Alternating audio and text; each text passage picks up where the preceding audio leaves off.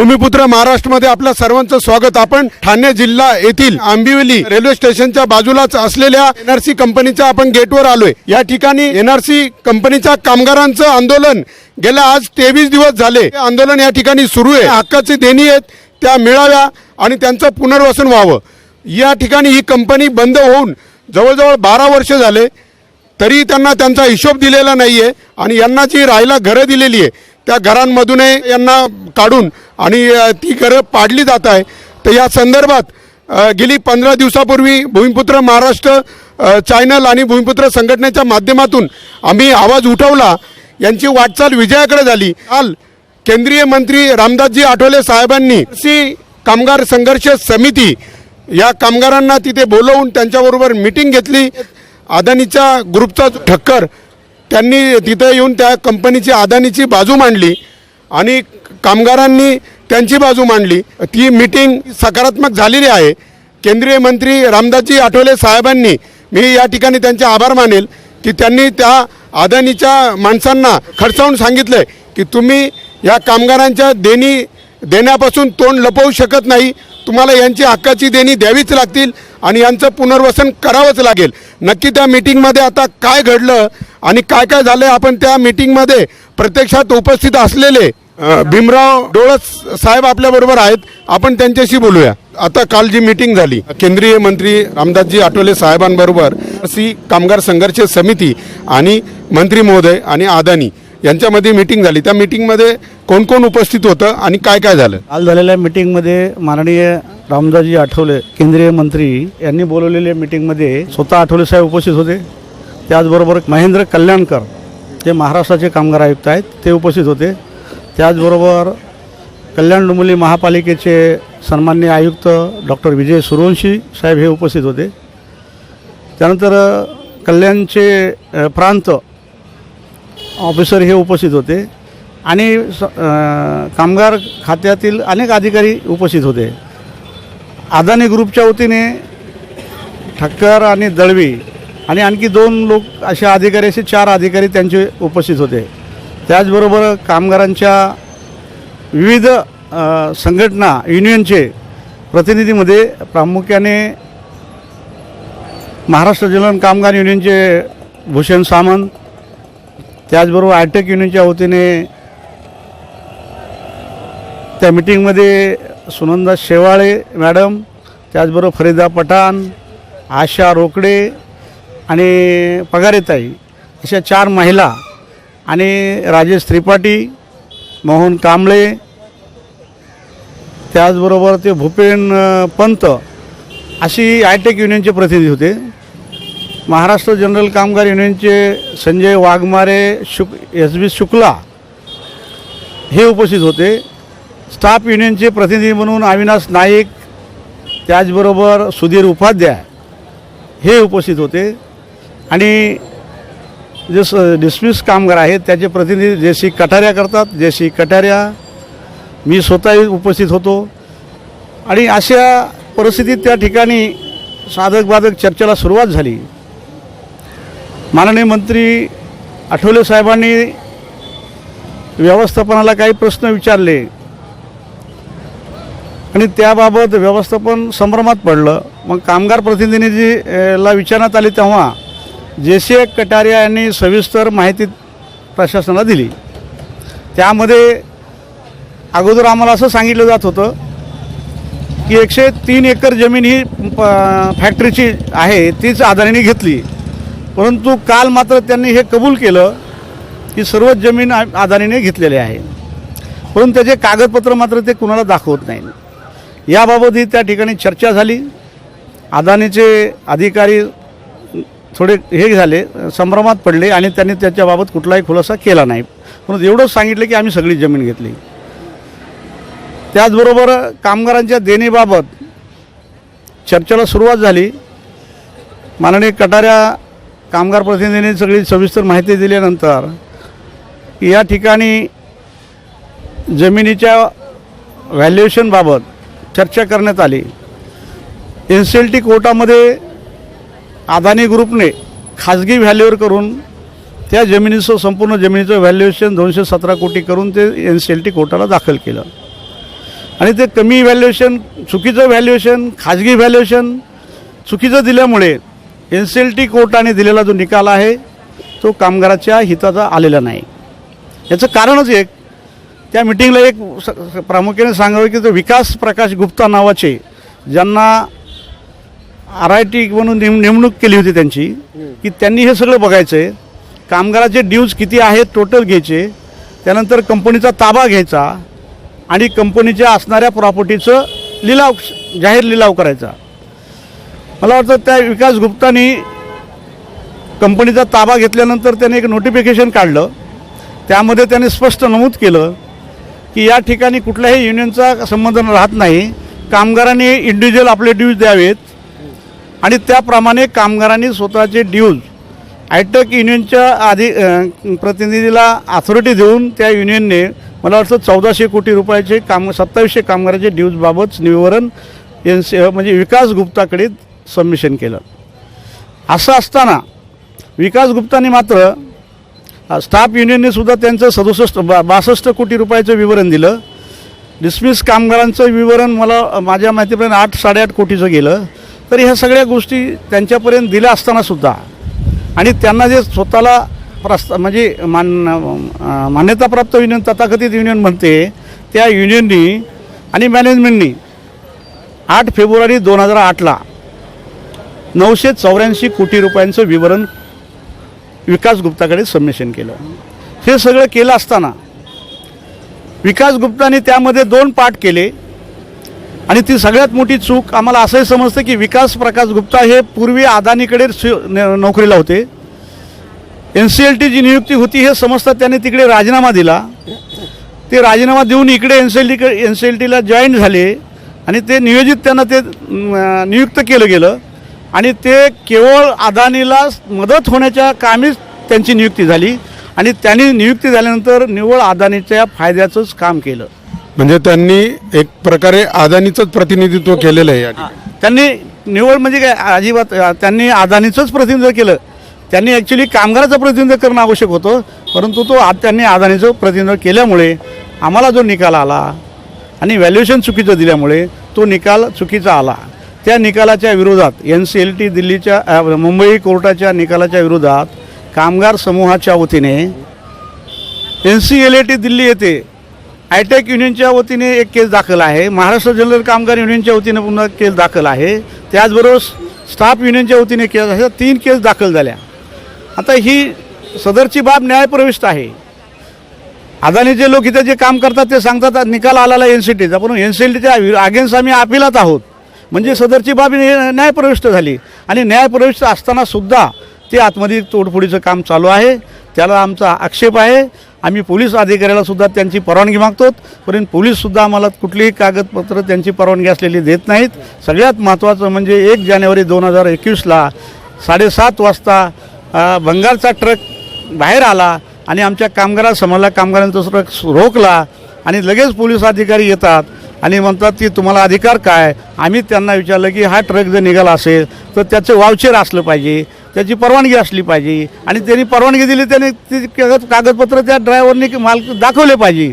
परंतु पोलिसांनी मात्र आम्हाला सांगितलं तुम्हाला ते रोखण्याचा अधिकार नाही आणि कागदपत्र दाखविण्याबाबत आग्रह केला असता तुम्हाला ते कागदपत्र आम्ही दाखवणार नाही अशा पद्धतीने आम्हाला धमकावून सदरचा ट्रक पोलिसाच्या बंदोबस्तात पाठवला गेला. म्हणजे याच्यातून आम्हाला असं स्पष्ट होतं आहे की हे सगळे मिळालेत की काय असा संशय निर्माण होतोय. आणि म्हणून हे सगळं केलं असता दुसऱ्या दिवशी तोडफोड चालू होती. तिथे कामगारांनी आणि आमच्या भगिनीने ते रोखलं गेलं, परंतु पोलिसांनी दडपशाही करून काही कामगारांना आणि महिलांना गाडीत डांबून त्यांच्यावर 147-48 प्रमाणे गुन्हे दाखल केले आणि आम्ही रायटिंग केली, दगडफेक केली, असा खोटा बनाव दाखवला आणि त्यामध्ये 3 महिला आणि 5 कामगारावर गुन्हे दाखल आहेत. आमचं एवढंच म्हणणं आहे, आमचं पोलीस प्रशासनाचं काही आमचा विरोध नाही, परंतु त्यांनी त्यांचे लिगल पेपर बघावे. जर त्यांच्याकडे अधिकृत माहिती म्हणजे जर परवानगी असेल तर ते रात्री पहाटे ट्रक का काढतात, त्याच्यानं राजरोसपासून काढावं ना. आम्ही कायदा हातात घेणार नाहीत. जर अधिकृत त्यांना परवानगीच असेल तर त्यांनी त्याचं चलन घ्यावं. ते कुठला माल किती टन आहे आणि तो कुठे घेऊन जाणार आहे याबाबतचं विवरण त्यांनी दाखवून खुशाल घेऊन जाऊ. आम्ही कायदा हातात घेणार नाही, तो ट्रक रोखणार नाहीत. परंतु त्यांच्याकडे मागणी केली असता, त्यांच्याकडे कुठल्याही परवानग्या नसतात, त्याला मात्र आमचा कामगाराचा विरोध आहे. तुम्ही याबाबत काही वरिष्ठांकडे तक्रारी वगैरे काय? आम्ही त्याबाबत आम्ही पोलीस स्टेशनकडे गेलो. पोलिसांनी सांगितलं अर्ज द्या. तो अर्ज दिला, त्या अर्जाचं काय होतं, कुठं टाकलाय तेच आम्हाला समजत नाही. त्याची चौकशीच नाही. ट्रक मात्र सही सलामत घेतात आणि त्याची चौकशी होत नाही. आणि तुम्ही जे व्हॅल्युएशन बद्दल बोलताय की इथं कमी व्हॅल्युएशन दाखवलं जात आहे, मग त्यावेळेस तुम्ही त्यांचे काही असे खरेदी खत वगैरे ते काय दाखवत नाही? नाही, याच्यामध्ये सगळ्यात महत्त्वाचं की 1 मार्च 2007ला रहेजा इनोर्सेल बरोबर 345 एकरचं खरेदी खत झालेलं आहे, ते आमच्याकडे आहे. बरोबर, हां, ते आमच्याकडे उपलब्ध आहे. नाही पण आता जे अदानी बरोबर जो व्यवहार झाला त्याबाबत कुठलंही विवरण आमच्याकडे नाही. आम्ही मागितलं, कामगार आयुक्तांकडे बी अर्ज केला, पण त्यांच्याकडे नाही असं त्यांनी सांगितलं. आणि ते कसा व्यवहार झालाय, कितीला झालाय, कुठला झालाय हे मात्र आम्हाला अद्याप कोणी कळवत नाही, सांगत नाही आणि आम्हाला ते कागदपत्र देत नाही. पण कालच्या मंत्री महोदयांबरोबर झालेल्या मीटिंगमध्ये या अदानीच्या वतीनं ज्यांनी बाजू मांडली त्यांनी तर ठामपणे सांगितलंय की 450 एकर जागा आम्ही विकत घेतली आहे. हो, ते नाही मंत्री महोदयासमोर अदानीच्या म्हणजे जे अधिकारी आले त्यांनी सांगितलं ना, परंतु पेपर मात्र त्यांना तिथेही दाखवले नाही. काय झालंय ते दाखवतच नाही ना, रेकॉर्ड दाखवत नाहीत. तोंडी बोलले ते की आम्ही सगळंच आमचा व्यवहार झालाय. अरे तो जेव्हा मला सांगा 345 एकर जमिनीचं रजिस्ट्रेशन झालंय, त्याची 77,000 रुपये स्टॅम्प ड्युटी, 77 लाख रुपये स्टॅम्प ड्युटी म्हणजे यांनी रहेजाने भरली सरकारची, त्याबाबत आजही न्यायप्रविष्ट आहे. आणि मग त्याची जमीन त्यांनी विकत घेतली, ते न्यायप्रविष्ट असताना त्या जमिनीचा अदानीबरोबर कसा लिलाव होऊ शकतो? म्हणजे हा पण प्रश्नचिन्ह आहे ना. याबाबत सुद्धा अदानीचं समूहाच्या वतीनं कुठलंही अधिकृत माहिती दिली जात नाही, लपवलं जातं आहे आणि ते सुद्धा निषेधार्थ आहे. आणि म्हणून आम्ही माननीय मंत्री महोदयाकडे सांगितलं की या जमिनीचं व्हॅल्युएशन एवढं आहे, त्यांनी दाखवलेलं कमी आहे. व्हॅल्युएशनच्या आधारे आम्हाला हे विचारलं झालं की तुमची म्हणजे मागणी किती आहे, तर आम्ही सांगितलं 2,500 कोटी आहे. 2,500 कोटी म्हणजे मागणी आहे. तर ते मंत्री महोदयांनी सांगितलं की 300 कोटीला म्हणतात ते विकत घेतली, मग हे कसं शक्य आहे? तर आम्ही सांगितलं ते कितीला घेतली त्याच्यापेक्षा त्याचं व्हॅल्युएशन आज बाजारभावात राहणं एवढं आहे ना, आणि ते कितीतरी पटीनं मोठं आहे. मग 2,500 कोटी त्या हिशोबाने काहीच नाही कामगाराची देणी. त्यावेळेस माननीय मंत्री महोदयांनी कामगार आयुक्तांना काही निर्देश दिले. त्यामध्ये माननीय कटारा साहेबांनी आमच्या कामगार प्रतिनिधींनी तिथं सांगितले की यावर उच्चस्तरीय समिती नेमून या सगळ्याच गोष्टीचा, ह्या सगळ्या करारांचा चौकशी झाली पाहिजे आणि ती चौकशी झाल्यानंतरच त्याबाबत निर्णय घ्यावा अशी विनंती केल्यानंतर माननीय मंत्री महोदयांनी कामगार आयुक्त महेंद्र कल्याणकरांना तसे निर्देश दिले आणि तिथे मिटिंगचं संपादन झालं. नक्कीच या ठिकाणी एक महत्त्वाचा प्रश्न असा उभा राहतोय की जर अदानीने ही 450 एकर जमीन विकत घेतली तर मग तिचं खरेदी खत का दाखवलं जात नाहीये? आणि ज्या जमिनीची जर 21,000 कोटी जर तिचं गव्हर्नमेंट व्हॅल्युएशन आहे, सरकारी तिचं बाजार मूल्य आहे, तर मग ती 300 कोटीला तिचा व्यवहार कसा होऊ शकतो? असे अनेक प्रश्न इथल्या कामगारांना आणि त्यांच्या परिवारांना पडले. आणि मग या इथं सरकारी अधिकारी देखील अदानीला किंवा कोणाला वाचवण्याचा प्रयत्न करताय. हा 21,000 कोटी जर व्हॅल्युएशन असलेली जर जमीन यांनी 300 कोटीला विकत घेतली असेल, म्हणजे खरेदी खत दाखवलं असेल हस्तांतरण करण्यासाठी फक्त, तर यांनी शासनाची फसवणूक केलेली आहे, महसूल चोरी केला आहे शासनाचा. मग शासकीय अधिकारी यांना का पाठीशी घालताय? मग सरकार याच्यामध्ये का लक्ष देत नाही आहे? केंद्रीय मंत्री रामदासजी आठवले साहेबांनी या प्रश्नाला कुठेतरी वाचा फोडून आणि त्यांनी तिथं एक मीटिंग घडवून आणली. मग हे राज्य सरकार काय करतंय? राज्य सरकार यामध्ये काय एंट्री घेत नाही आहे? राज्य सरकारला इथं मुंबईपासून हाकेच्या अंतरावर असलेली ही 450 एकर जागा आहे आणि तिच्या एका बाजूला उल्हास नदी जाते, जिला 365 दिवस 24 तास पाणी आहे. आणि एका बाजूला रेल्वे, जे भारतामध्ये दळणवळणाचं प्रमुख जे माध्यम आहे, सगळं देशभर त्याचं जाळं पसरलेलं आहे. रेल्वे स्टेशन इथं बाजूला आहे. मग अशी मोक्याची औद्योगिक वसाहतीची ही जी जागा आहे, ही आज या ठिकाणी एवढी महत्त्वाची जागा असताना मग इकडे दुर्लक्ष का केलं जाते? गेल्या 15 दिवसापूर्वी आम्ही भूमिपुत्र महाराष्ट्र आणि ह्या चॅनलच्या माध्यमातून, भूमिपुत्र संघटनेच्या माध्यमातून आम्ही वेळोवेळी सरकारला आणि या राज्याच्या मुख्यमंत्री साहेबांना, जिल्हाधिकारी साहेबांना या जिल्ह्याच्या आम्ही विनवण्या केल्या आहे. त्यांच्यापर्यंत आम्ही तसे व्हिडिओ मेसेज पण पोचवले की तुम्ही एक शासकीय समिती स्थापन करा आणि उच्चस्तरीय याची चौकशी करा.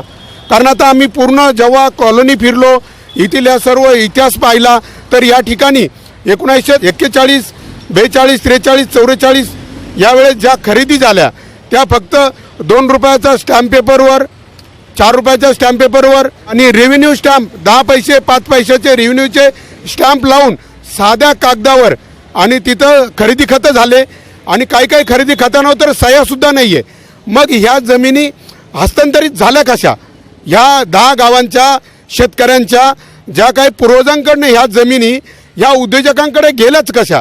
आणि आजही ह्या NRC कंपनीचा जी 450 एकर जागा आहे, तर त्या जागेमध्ये ठिकठिकाणी डेव्हलपमेंट नाही आहे. काही ठिकाणी झाली कारण यांना तिथं NOC मिळत नाही. आजही यांच्याकडे कागदोपत्री त्या जमिनींचे मालकी हक्क नाही.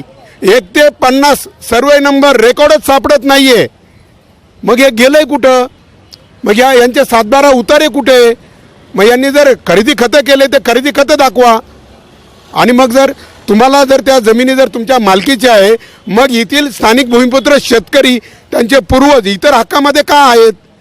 ह्या अनेक प्रश्न या ठिकाणी खूप मोठा गौड बंगाल आणि फक्त एक मोठा उद्योजक आणि गडगंज संपत्ती, दांडकशाही पैशाचा वापर करून आणि ते सगळं दडपलं जाते.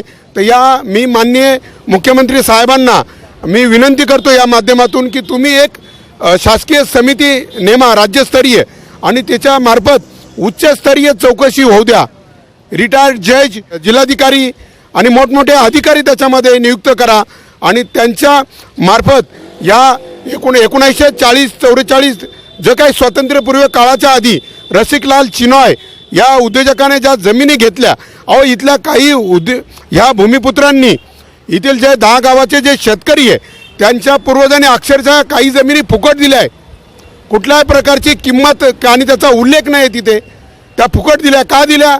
कारण ह्या 10 गावांच्या भूमिपुत्रांना, इथल्या या शेतकऱ्याला, त्याच्या पुढच्या पिढ्यांना इथे एक मोठा उद्योग येईल.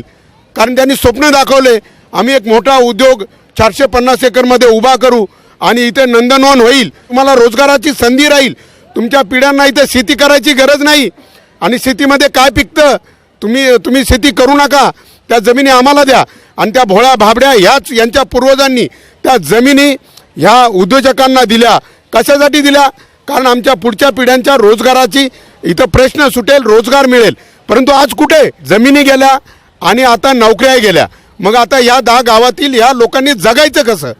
हा मोठा प्रश्न या ठिकाणी उभा राहतोय. परंतु या ठिकाणी काय केलं जातंय? तोडाफोडा राज्य करा, इंग्रजांचं तत्व या ठिकाणी वापरलं जाते. इथे स्थानिक भूमिपुत्र आणि कामगार या असे वेगवेगळे यांच्यामध्ये गटतट तयार करून आणि या ठिकाणी त्यांची सोयीताची पोळी भाजली जाती. तरी मी या ठिकाणी या सगळ्यांना विनंती करतोय की जर हे कामगार NRCचे हे आज जात्यामध्ये असतील तर उद्या तुम्ही सुपामध्ये आहे. तुमच्या या समस्या उद्या या ठिकाणी उद्योग उभे राहिल्यानंतर तुमच्याच ह्या मायभूमीमध्ये परके झाल्याशिवाय राहणार नाही. अख्ख्या देशातील आपण अनेक ठिकाणचे उद्योग MIDC पाहतोय आपण. स्थानिक लोकांच्या आणि त्या कामगारांचे काय हाल झालेत. आणि इथे 11,000 कर्मचारी होते, आता जेमतेम ज्यांचा इथं तग धरून राहिलेत यांच्या 12 वर्षामध्ये बरेच इथं बदल घडले.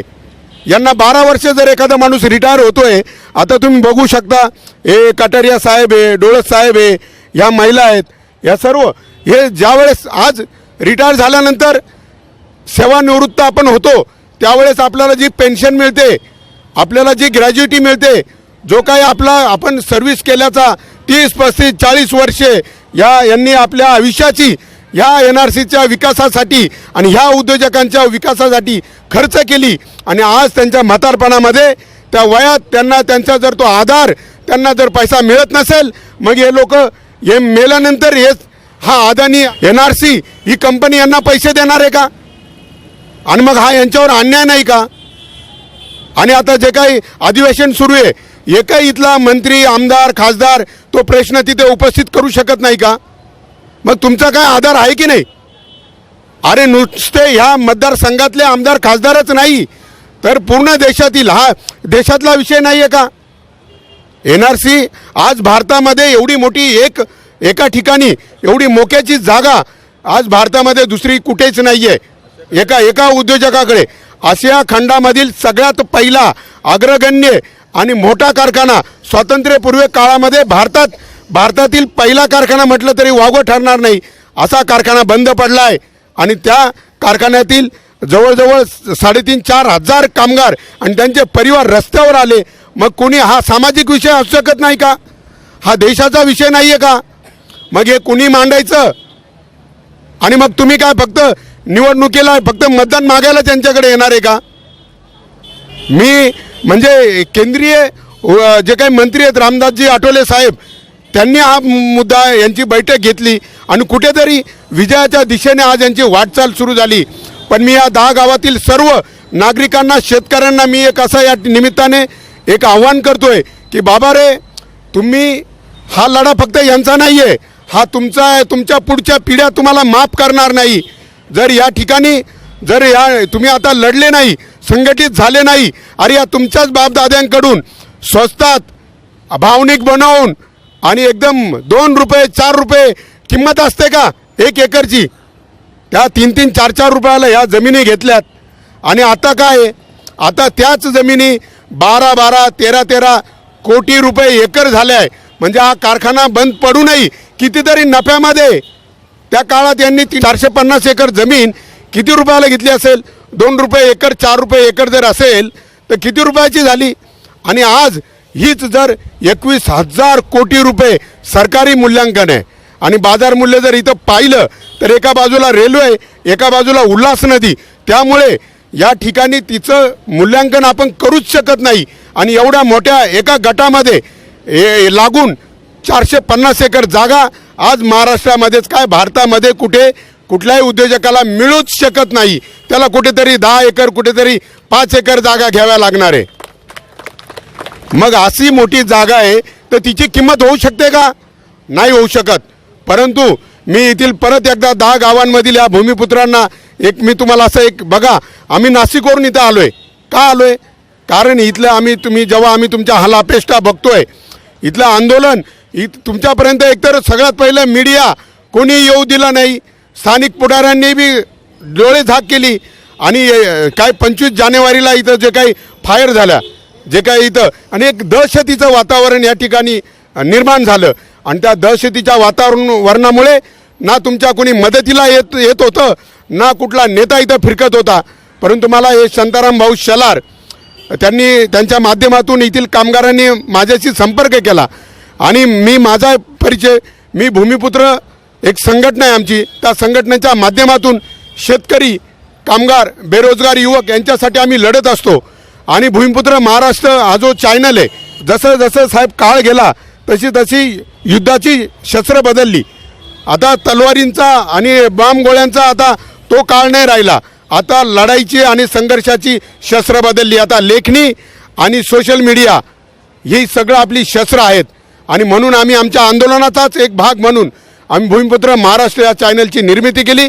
आणि या देशामध्ये, या राज्यामध्ये जिथं कुठं कोणावर अन्याय होतोय, अन्यायग्रस्त, शोषित, पीडित शेतकरी, कामगार, बेरोजगार युवक असतील, त्यांचा आवाज आम्ही या शासनापर्यंत पोहोचवायचं काम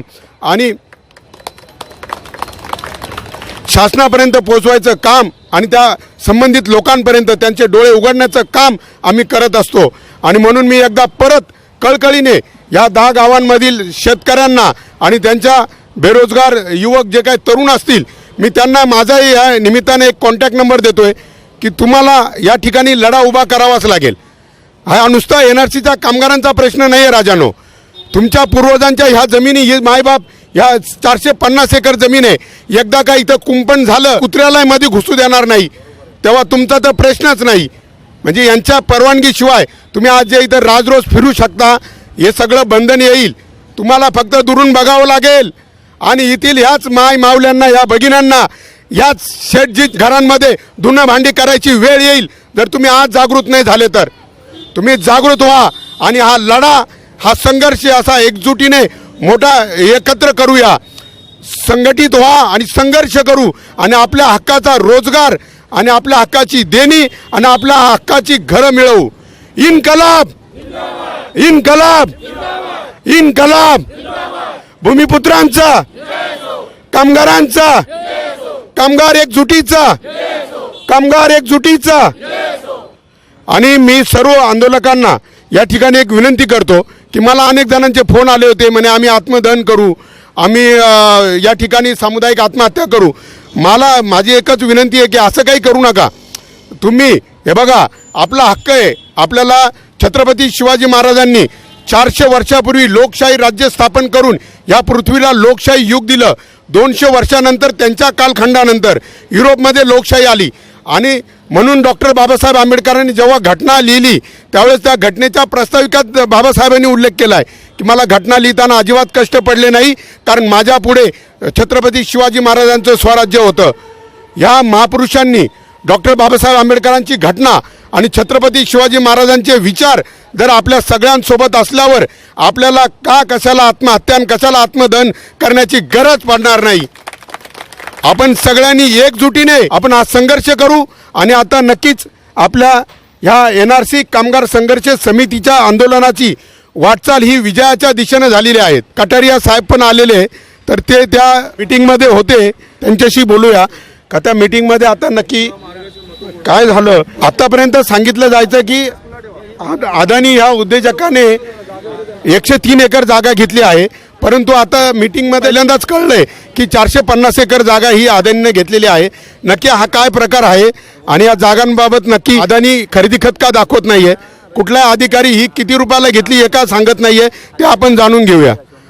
मीटिंगमध्ये तुम्ही स्वतः होते, तर नक्की काय झालं आणि काय आता परिस्थिती आहे ते सांगा.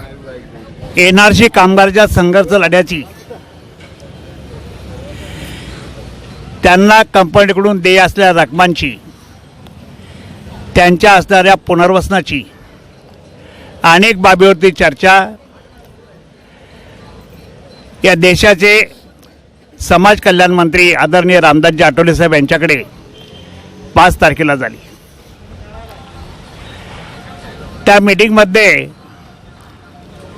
स्वतः मंत्री महोदय उपस्थित होते, कामगार आयुक्त महाराष्ट्र राज्य हे उपस्थित होते, कल्याण डोंबिवलीचे आयुक्त तेही उपस्थित होते आणि त्याचबरोबर शासकीय इतर अधिकारी आणि युनियनचे सर्व पदाधिकारी आणि या संघर्ष समितीचे पदाधिकारी उपस्थित होते. चर्चा अत्यंत चांगली झाली. त्या ठिकाणी आम्ही प्रश्न उपस्थित केले. माझा पहिला प्रश्न होता विकास गुप्ता यांना की आपली NCLT मुंबई यांनी जी नियुक्ती केली होती ती नियुक्ती करताना आपल्यावरती 2 कामाची जबाबदारी सोपवली होती. एक जबाबदारी होती कामगार आणि कर्मचारी यांच्या ज्या देय रकमा आहेत ह्या त्यांच्याकडून वैयक्तिकरित्या समुदायाच्या माध्यमातून अथवा युनियनच्या माध्यमातून भरून घेणं आणि तो अहवाल कोर्टाला सादर करणं. आणि दुसरी जबाबदारी होती NRCच्या असणाऱ्या सर्व मालमत्तांचा ताबा घेणं, त्याचं सरकारी दरानं मूल्यांकन करणं आणि जाहीर लिलाव करून त्याचा अहवाल NCLT मुंबई यांना सादर करणं.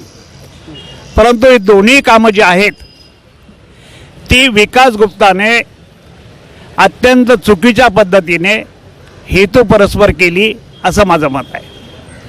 पहिला मुद्दा आहे कामगार आणि कर्मचारी यांची जी देणी आहेत ही त्यांना आम्ही दाखल केल्यानंतर वास्तविकता ज्या एकूण रकमेची मागणी होती ती त्यांनी NCLT मुंबई यांच्याकडे दाखल करणं आवश्यक होतं.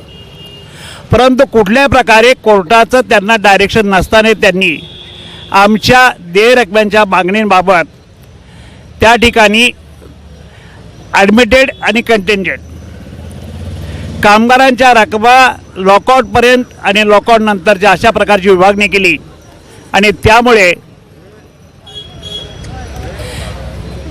वास्तविक कामगारांच्या संपूर्ण देय रकमा किंवा त्याची मागणी कोर्टापुढे पूर्णपणे येऊ शकली नाही. आणि ज्या NRCच्या मालमत्तांचा ताबा घेऊन सरकारी दराचं मूल्यांकन करायला हवं होतं, त्याचा लिलाव करायला हवा होता, तो केला नाही. आणि कुणातरी खाजगी व्यक्तीकडून खाजगी संस्थेकडून त्याचा मूल्यांकनाचा दाखला घेतला आणि त्या ठिकाणी फक्त 217 कोटी दाखवले. त्याचमुळे कामगारांना अत्यंत कमी त्या ठिकाणी पैसे मिळतात हे स्पष्ट झालं. आम्ही त्यांना विचारलं की या दोन्ही प्रकारचे तुम्ही काम करत असताना कुणाच्या डायरेक्शनमध्ये केलं, याचं उत्तर मात्र विकास गुप्ता हे देऊ शकलेले नाहीत. त्यानंतर रयजा आपल्याला अदानीच्या ग्रुपला आम्ही विचारलं की तुम्ही निश्चित कोणती जमीन घेतली. जर कारखान्याची ज्या ठिकाणी आमची उद्योग प्रक्रिया चालत होती ती 103 एकर जर घेतली असेल तर ती जमीन 2016 मध्ये कल्याण डोंबिवली महानगरपालिकेने जप्त केलेली आहे. मग जी जप्त केलेली जमीन आहे तिचे तुम्ही दुसऱ्याला हस्तांतर करू शकता का, त्याचे उत्तर त्यांच्याकडून आम्हाला मिळालेलं नाही. जी NRC कॉलनीची जमीन आहे ती 2007 मध्ये रयजा युनिव्हर्सल ग्रुपला दिली. कशी दिली तर ॲग्रीमेंट फॉर सेल करारानं दिली. त्याचं कारण असं होतं की रयजानं त्यावेळेला त्या जमिनीच्या मूल्यांकनानुसार असणारा सर्व स्टॅम्प ड्युटी शासनाला प्रदान केली आणि ती प्रदान केल्यानंतर मग तुम्ही फायनल सेल डीड खरेदी खत का केलं नाही हे मी त्यांना प्रश्न विचारला. त्याचं उत्तर ते देऊ शकलं नाही. म्हटलं उत्तर माझ्याकडे आहे. कारण महाराष्ट्र राज्य शासनाच्या नागरी कमाल जमीन धारणा या नियमाच्या अंतर्गत तुम्हाला शासनाची परवानगी घेणं आवश्यक होतं आणि शासनाने तशी परवानगी तुम्हाला दिली नाही, म्हणून तुम्हाला फायनल सेल डीड न करता तुम्हाला फक्त ॲग्रीमेंट फॉर सेल करावं लागलं. आणि आज रयजाच्या असणाऱ्या जमिनीबाबतचा वाद आर्बिट्रेशन कोर्टात आहे. एक जमीन कल्याण डोंबिवली महानगरपालिकेनं जप्त केलेली आहे, दुसरीचे आर्बिट्रेशनमध्ये कामकाज चालू आहे, न्यायप्रविष्ट आहे. या दोन्ही जमिनी यांना हस्तांतरण कशा झाला हाच नियम डावलून झालेलं काम शोधण्याचा खरा विषय आहे. वेगवेगळ्या स्तरावरती आमच्या मीटिंग होत आहेत. त्या मीटिंग होताना आम्ही हे सर्व मुद्दे त्यांच्यापुढे मांडतोय, परंतु त्याचा शेवटचा जो अपेक्षित आम्हाला आहे ती उत्तर आम्हाला मिळत नाहीत.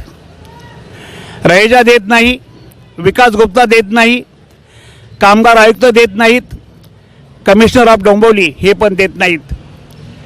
वास्तविकता या ठिकाणी झालेली जी अनियमितता आहे हिचा सखोल अभ्यास होणं आवश्यक आहे. ज्या जमिनींवरती जप्ती आहे, ज्या जमिनीचा कोर्ट दावे आहेत, ह्या जमिनी हस्तांतरण होऊ शकत नाहीत असं माझं ठाम मत आहे. आणि जर व्हायचे असतील तर त्यामध्ये कोर्टाच्या कोणत्या केसेस आहेत, त्यामध्ये यांनी काय म्हणणं मांडलं आहे, कोर्टाने तशा प्रकारचं यांना अनुमती दिली का हे स्पष्ट होणं आवश्यक आहे. परंतु आज या ठिकाणी अदानी कोणत्याही प्रकारचे पेपर आम्हाला शासन यंत्रणेला किंवा प्रशासकीय यंत्रणेला दाखवतच नाही आहे. परंतु शासन यंत्रणा आणि प्रशासकीय यंत्रणा मात्र त्यांना त्याबाबतचं सर्व पूर्तता करा अशाही प्रकारची निश्चितपणानं मागणी करत नाही, हे दृष्टिक्षेपात आलेलं आहे. आणि म्हणून मागे मी सांगितलं होतं कामगारांची देणी मिळालीच पाहिजेत, त्यांचं पुनर्वसन हे झालंच पाहिजे, हा आमचा हक्क आहे. या ठिकाणी असलेली शाळा, हॉस्पिटल, जिम, इतर ज्या बाबी होत्या ज्या सार्वजनिक उपयोगाच्या होत्या त्याचा वापर सार्वजनिक उपायासाठी राहिलाच पाहिजे. पण यांनी ज्या उद्ध्वस्त केल्यात त्या पुनर्बांधणी करून पुन्हा विकसित करून त्या सर्वसामान्य नागरिकांच्या सोयीसाठी उपलब्ध करून दिल्या पाहिजेत, हे आमच्या मागण्या आहेत. किती मागण्या होत्या आमच्या? साधारणतः 1700-1800 कोटीच्या आमच्या मागण्या आहेत. जमिनीचं मूल्यांकन किती होतं आहे? सरकारी जमा सुमारे 21,000 कोटी. आणि म्हणून तिथे आदरणीय रामदासजी आठवले साहेबांनी एक चांगला मुद्दा उपस्थित केला होता की जर 21,000 कोटीचं मूल्यांकन होतं आहे आणि तुम्ही 300 कोटीला जर अदानीला ही प्रॉपर्टी देत असाल तर हा ताळमेळ बसत नाही, तुम्हाला कामगारांना वाढीव रकमा द्याव्याच लागते. परंतु हे सगळे निर्देश झाल्यानंतर मला स्पष्टपणे या ठिकाणी सांगावंसं वाटतंय की सरकारी यंत्रणा पुढे त्या गोष्टीची अंमलबजावणी करण्यासाठी कोणत्याही प्रकारचं पाऊल उचलत नाही, हे दुर्दैव आहे. मंत्री महोदयाने दिलेल्या आदेशाप्रमाणे वास्तविकता सरकारी यंत्रणा ताबडतोब एक समिती नेमली पाहिजे. त्या समितीच्या माध्यमातून हे झालेली सर्व अनियमित व्यवहार याची माहिती घेतली पाहिजे, त्याचे पुरावे घेतले पाहिजेत आणि स्पष्टपणानं सर्व बाबी या शासनापुढे मांडल्या पाहिजेत, मंत्री महोदयापुढे मांडल्या पाहिजेत. परंतु हे होत नाही, ही महत्त्वाची बाब आहे. आणि म्हणून आज मी पुन्हा आपल्याला सांगतो की मागे मी सांगितलं आहे की या सर्व गोष्टीची चौकशी होण्यासाठी शासनानं उच्चस्तरीय समिती नेमावी. अनियमितपणानं शासनाचे नियम डावलून झालेले सर्व व्यवहार याच्यावरती स्थगिती आणावी आणि जोपर्यंत हे कामकाज चालू राहील तोपर्यंत या ठिकाणी विकासाच्या नावाखाली अदानीचं जे काय आमच्या कॉलनीमध्ये काम चालू आहे तेही बंद झालं पाहिजे. अशा प्रकारची शेवटची मागणी मीटिंगचा समारोप होताना मी आदरणीय रामदासजी आठवले साहेबांकडे केली आणि त्यांना ती पटलेली आहे. आम्ही वाट बघतोय की या सर्व बाबींचा निश्चितपणानं धोरणात्मक निर्णय काय होतो आहे आणि तो जर झाला तर निश्चितपणाने न्याय हा आम्हाला मिळेल अशी आम्हाला आशा आहे. आणि म्हणून पुन्हा परत मी माझ्या कामगार मित्रांना बंधू भगिनींना विनंती करतो आहे, आपल्याला लढावं लागणार आहे. पण लढत असताना किती दिवस लढायचं हा एक महत्त्वाचा मुद्दा आहे. 7 महिने झाले दिल्लीच्या सीमेवरती आमचा देशातला शेतकरी बसला आहे, केंद्र सरकार लक्ष देत नाही. 20-25 दिवस झाले तुम्ही आम्ही इथे बसलोय, अजूनही फक्त येतात सर्वजण आणि भेटी देतात, ते मला पटत नाही. माझी त्या सर्वांना विनंती आहे की तुम्ही सर्वजण एकत्र या, आमचा विषय समजावून घ्या, या झालेल्या व्यवहारांची जी अनियमितता आहे ती समजावून घ्या. त्यासाठी आवश्यक असणारे आम्ही कागदपत्र आपल्याला द्यायला तयार आहे, ती तुम्ही स्वीकारा. आणि त्याचबरोबर अदानी या NCLT कोर्टापुढे जे काही चुकीच्या पद्धतीने त्या ठिकाणी दिशाभूल झालेली ती शोधा आणि मग आम्हाला न्याय द्या. ते घडणं या ठिकाणी आज आवश्यक आहे. धन्यवाद. नक्कीच काय होतंय की आपण नुसतंच आता मी बघतोय की इथं जे काही संघटना येतात, पक्ष येतात, नुसतंच भेट देत आहे, निघून जात आहे. परंतु मी सगळ्यांना या निमित्ताने एक विनंती करतोय की आजची लढाईची शस्त्र बदलली म्हणून तुम्ही जर इथं प्रत्यक्षात यांच्यात सहभागी होऊन म्हणजे इथील जे काही 3,500 कामगार आहेत त्यांनाही हा माझी विनंती आहे की तुम्ही इथं प्रत्यक्षात येऊन सहभागी होऊ शकत नसाल तर वेगळं कॉन्ट्रीब्यूट करा, तुम्ही वेगळ्या पद्धतीने या आंदोलनामध्ये आपला सहभाग नोंदवा. म्हणजे कुठेतरी सोशल मीडियावर तुमच्या येणाऱ्या बातम्या टाका, कुठेतरी NRCच्या कामगारांचं पुनर्वसन झालं पाहिजे असे हॅशटॅग चालवा. फेसबुक, यूट्यूब, ट्विटर सगळीकडे तुम्ही लिहा, व्यक्त व्हा, व्हॉट्सअपला सगळीकडे व्यक्त व्हा. कारण आपलं हे सरकार, मग केंद्र सरकार असू द्या नाहीतर राज्य सरकार असू द्या, हे आंधळं आणि बहिरं झालेलं आहे अनेक वर्षापासून. आंधळं आणि बहिरं आणि गोरगरिबाचा आवाज त्याला कळत नाही. आज आपण बघतोय या ठिकाणी कितीतरी मोठे मोठे या ठिकाणी प्रश्न आता कटेरिया साहेबांच्या, डोळस साहेबांच्या बोलण्यातून पुढे आले की या ठिकाणी ज्या जमिनी घेतल्या आहे मुळात त्यांचे खरेदी खतच बोगस आहे. म्हणजे अडाणी, येथील जे पूर्वज होते ते अडाणी होते, शिकण्याचा अधिकारच नव्हता बहुजनांना आणि त्यामुळे ते शिकलेले नव्हते. इथले जे काही गोरगरीब शेतकरी आहे 1944-45ला ते खरेदी खतं झाले आणि मग त्या काळामध्ये त्या लोकांकडनं अंगठे घेऊन 1 एकर जमीन एखाद्याने दिली तर त्याची 5 एकर लिहून घेतली, एखाद्यानं 2 एकर दिली त्याची 10 एकर लिहून घेतली. 10-10 पैशाच्या आणि 5-5 पैशाच्या रेव्हेन्यूच्या स्टॅम्पवर खरेदी केलेले आहे. म्हणजे कुठलाही त्याला पुरावा नाही. नक्कीच तो अंगठा त्याच व्यक्तीचा आहे का किंवा ती त्यांना खरंच विकलेली आहे का? पूर्वजांना काय माहिती आहे कुठे कोणाच्या जमिनी आहे? आजही या शेतकऱ्यांच्या ताब्यात काही जमिनी आहे आणि त्या मात्र यांच्याकडे आहे आणि हे म्हणताय आमच्या जमिनी आहे आणि आजही ते यांच्या पूर्वजांच्या नावावर 7-12 उतारे आहेत. काही उतारे तर रेकॉर्डच ठेवलं नाही, यांनी ते रेकॉर्डच फाडून टाकलेलं आहे. म्हणजे हे केवळ सत्तेचा, पैशाचा आणि अधिकाऱ्यांना मुठीत ठेवल्याचा दुरुपयोग करताय आणि इथं या ठिकाणी हा अन्याय करताय. म्हणजे या माध्यमातून जर सरकारने जर अशी एखादी समिती स्थापन केली आणि उच्चस्तरीय जर चौकशी झाली तर त्यातून हे सत्य बाहेर आल्याशिवाय राहणार नाही आणि 50% जास्त जमिनी येथील ह्या 10 गावांच्या शेतकऱ्यांच्या मालकीच्या आजही असू शकतात.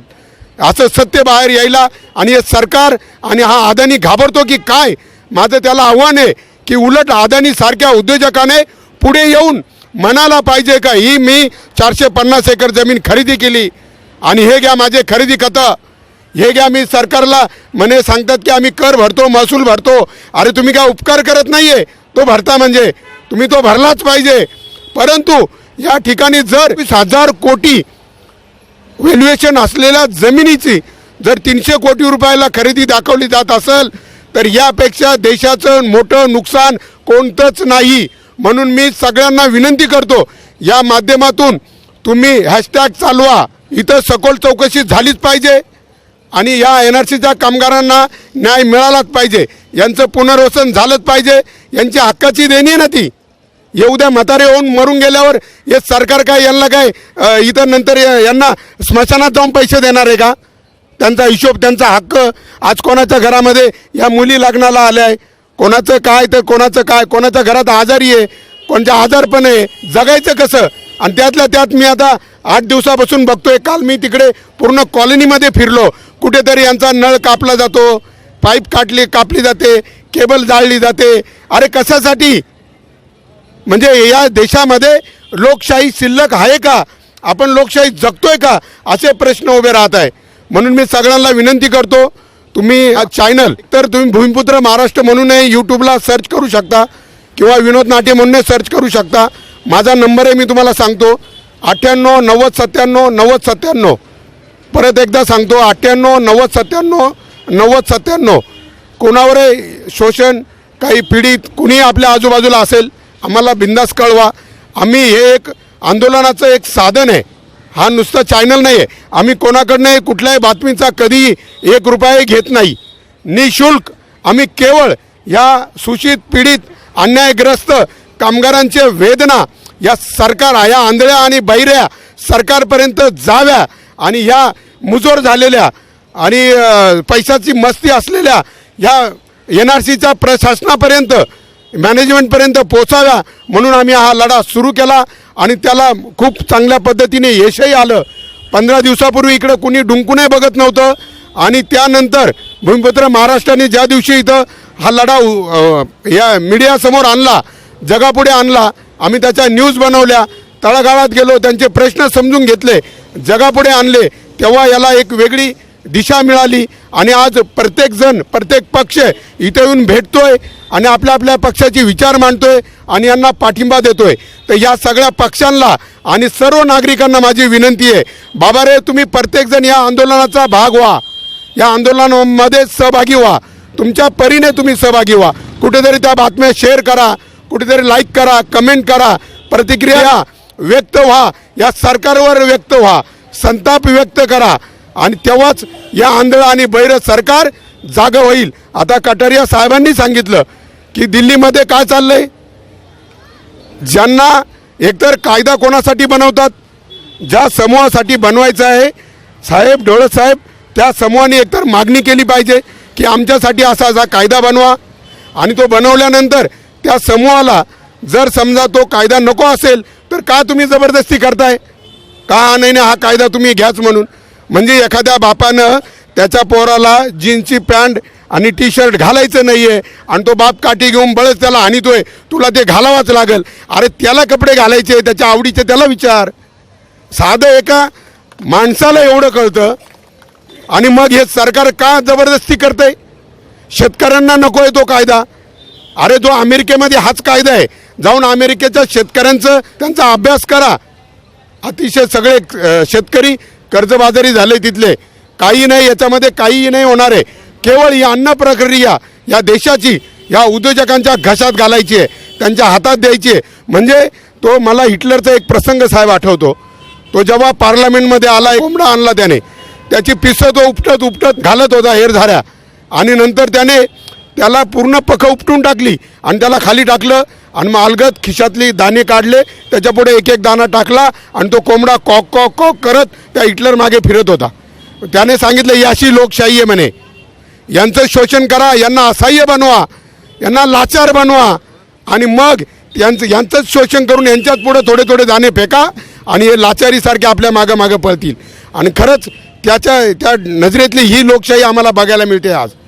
तर मी ह्या सगळ्या दोन्ही सरकारचा या ठिकाणी निषेध व्यक्त करतो आणि मी या NRCच्या सर्व कामगारांना, या NRCच्या या 10 गावातील या सर्व शेतकरी भूमिपुत्रांना एक आश्वासन देतो की या तुमचा लढा, यात यश मिळेपर्यंत माझी भूमिपुत्र संघटना आणि भूमिपुत्र महाराष्ट्र चॅनल हा तुमच्या सोबत राहील.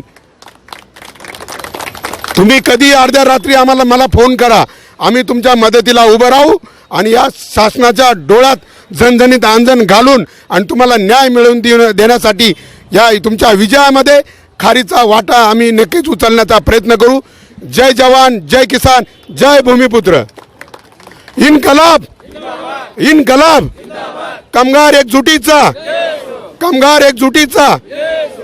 आज आपल्या येथील धरणे आंदोलनाचा 23वा दिवस असून व आपला जो लढा 13 वर्ष सातत्याने चालू आहे त्याची कुठंतरी दखल घेऊन आपले नाशिकवरून आपले शेलारजी व विनोद नाटे साहेब भूमिपुत्र महाराष्ट्र या चॅनलचे ते संस्थापक व अध्यक्ष आहेत, हे इथं आले व यांनी आपल्या सर्व जी चेन्नई मॅनेजमेंट होती त्यापासून तर आत्तापर्यंतचा इतिहास त्यांनी जाणून घेतला व त्यांचा असा सत्कार व आभार आम्ही आमच्या कामगारांच्या वतीने माननीय JC कटारिया साहेब जे त्यांना गुणवंत कामगार म्हणून पुरस्कार महाराष्ट्र शासनाने दिलेला आहे, हां, त्यांच्या वतीने त्यांचा सत्कार आम्ही इथे करत आहोत.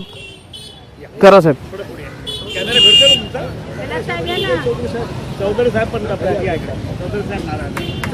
चौधरी साहेब देखील त्यांचा सत्कार करत आहोत आपल्या आणि ते 2 शब्द बोलतील.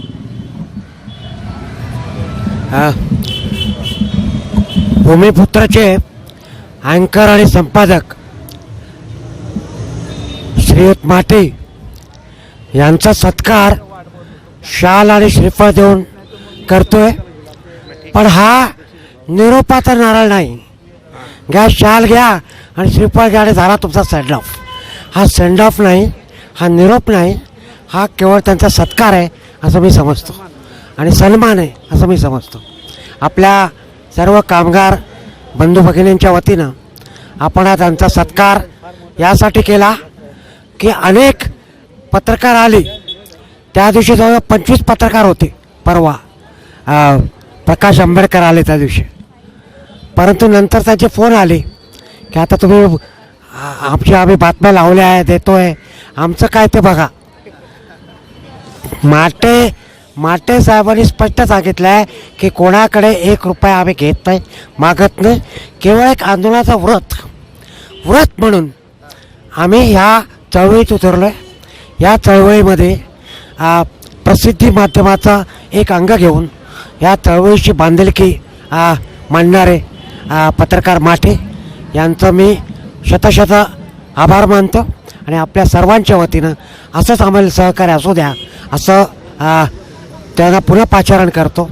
शक्य असल्यास 10 तारखेला 4 वाजता ह्या सगळ्या सावित्रींच्या लेकीचा एक फार मोठी सभा आहे, त्याच्यात तुम्ही यावं असं तुम्हाला पाचारण करतो आणि पुन्हा तुमचे धन्यवाद. महाराष्ट्र भूमिपुत्र विनोदभाई नाटे यांनी आम्हाला खूप मोलाचं सहकार्य दिलेलं आहे. कारण आमचा हा आज 23वा दिवस आहे आंदोलनाचा, पण आम्हाला कोणीच दखल दिली नव्हती. पण ते आणि सेलार साहेब यांचं काही इथे नसताना सुद्धा त्यांनी आम्हाला एवढं मोलाचं सपोर्ट म्हणजे आम्हाला विनोद नाटेसारखे पत्रकार आम्हाला इथे दिलेले आहेत आणि त्यांच्यामुळे आम्ही आज हा लढा लढतो आहोत. आणि त्याच्यामुळे हा सर्व पूर्ण महाराष्ट्रामध्ये NRC काय आहे आणि तिथे आंदोलन काय आहे, त्यांचे प्रॉब्लेम काय आहे, त्यांची समस्या काय आहे हे जाणण्यात आलेलं आहे. आणि त्यांनी खरंच एवढं म्हणजे असं सांगण्याचं त्यांचं कौतुक करावं तेवढं थोडंच आहे.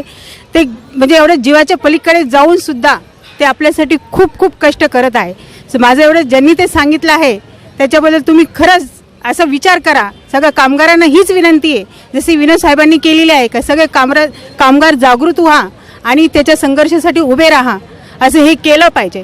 जर एखादा मनुष्य आपल्यासाठी नाशिकवरून येऊन इथे आपल्याला प्रेरित करत आहे, आपला सपोर्ट करत आहे, त्यांचं निस्वार्थीपणे ते आपल्यासाठी कामं करत आहे, निस्वार्थीपणे ते आपल्यासाठी काहीतरी करतात आहेत, आपण पण हा विचार केला पाहिजे कुठेतरी. आणि खरंच सर आम्ही आज निरोप तुम्हाला देत नाही का, हे फक्त सन्मानपत्रक तुम्हाला आहे. याच्यापुढे कधी यायचं जेव्हा तुम्ही मला ना आवाज येईल आम्ही येऊ प्रत्येक वेळेस. सेलार साहेब आणि तुम्ही आलेच पाहिजे इथे. नक्कीच धन्यवाद. खरं तर हे एक युद्धाचं तंत्र आहे लढाईचं आणि आपण लोकशाहीच्या माध्यमातून तुमच्या वेदना आम्ही फक्त माध्यम आहोत, माध्यम ठरलो आहे की ते लोकांपर्यंत मांडायचा. पण खरा विजय हा तुमच्या महिला भगिनींचा, ज्या रणरागिणी आहे खऱ्या अर्थाने, त्यांनी हा लढा अतिशय चिवट पद्धतीने या ठिकाणी जिवंत ठेवला आहे. आणि NRCचे सर्व कामगार या सर्वांचा हा लढा आहे आणि नक्कीच तो विजय मिळणार आहे. आणि तुम्हाला सर्वांना मी विजयासाठी परत एकदा शुभेच्छा देतो. जय जवान, जय किसान आणि जय भूमिपुत्र. आणि ज्यांच्या माध्यमातून मी हे आमचे मित्र आणि भूमिपुत्र संघटनेचे आमचे करते धरते इकडं कल्याण विभागाचं सगळं काम ते बघतात, त्यांच्या माध्यमातून ह्या कामगारांनी जेव्हा माझ्याशी संपर्क साधला, भाऊंनी अक्षरशः मला घ्यायला तिथं आले. मी 15 दिवस माझ्या मागे लागले होते. तिकडे खूप आंदोलनं आहेत, नाशिकमध्ये अनेक कामं आहेत, त्यामुळे मला वेळ मिळत नव्हता. परंतु त्यांनी अतिशय पाठपुरावा केला आणि एक दिवस पहाटे पहाटे मला घ्यायला आले आणि ते इकडे 2 दिवस घेऊन आले, माझी राहायची सोय केली आणि इथं पूर्ण माझ्याबरोबर फिरले. ते पूर्ण 2 दिवस आम्ही इथं सर्व NRC काय कंपनी काय आहे, तिचा पूर्ण इतिहास, या जागा कशा खरेदी केल्या, कोणी कुठे काय काय सुविधा होत्या, हे सगळं आम्ही ते रेकॉर्ड केलं आणि या चॅनलच्या माध्यमातून आम्ही लोकांपर्यंत आणलं. आणि या आंदोलनाला एका विजयाच्या दिशेनं वाटचाल झालेली आहे आणि नक्कीच या सर्वांचा इथं विजय होणार आहे असं मी या ठिकाणी तुम्हाला ग्वाही देतो. नक्कीच विजय होणार आहे. तर शेलार भाऊंचा या ठिकाणी सत्कार होतोय.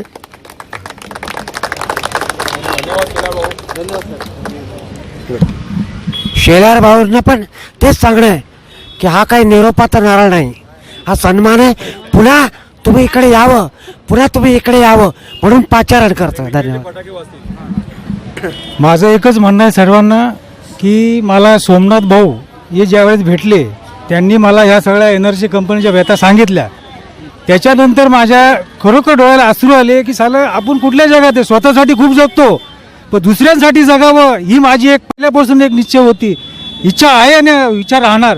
आणि ते जे शिकायचं काम मला यांच्या माध्यमातून भेटलं आहे की जेव्हा मी माझं स्वतःचं बघत होतो, प्रपंच बघतोय, नोकरी करतोय, सगळं करतोय, बिझनेस करतो, सगळं करतोय, पण दुसऱ्यांसाठी जगण्यामध्ये जे सुख आहे ते बाकी इतर जगण्यामध्ये नाही. त्यासाठी मला फक्त एकच म्हणायचं आहे, तुम्ही आज जे सगळं संघटित आहात असे पुढे पण राहा. आणि मला एकच आहे, तुम्ही जेव्हा आवाज द्याल तेव्हा विनोद भाऊ नाटे हे येणार.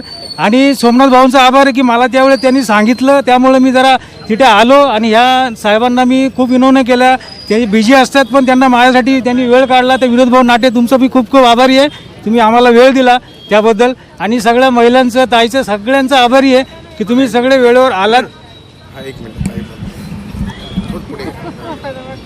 मला इथे एकच सांगावंसं वाटतं, विनोद भाऊ नाटे आणि हे शेलार साहेबांसारखे यांचा आपल्या कंपनीशी काही संबंध नाही, काही नातं, काही घेणं देणं नाही. मला एकच सांगणं आहे, यांचं काही नातं काही हे नसताना देखील ते एवढ्या कळकळीने आपल्या लढ्यात सामील होत आहेत, आपल्याला प्रोत्साहन करतायत. सगळ्या कामगार बंधूंना एकच विनंती आहे की हे त्यांचं घरदार सोडून आपल्यासाठी थोडा तरी विचार करा. आणि इथे प्रत्येकाने 8-15 दिवस जेवढा आपला दिवस लढा चालणार आहे तोपर्यंत सगळ्यांनी इथे उपस्थिती दाखवावी, एवढंच 2 शब्द सांगत.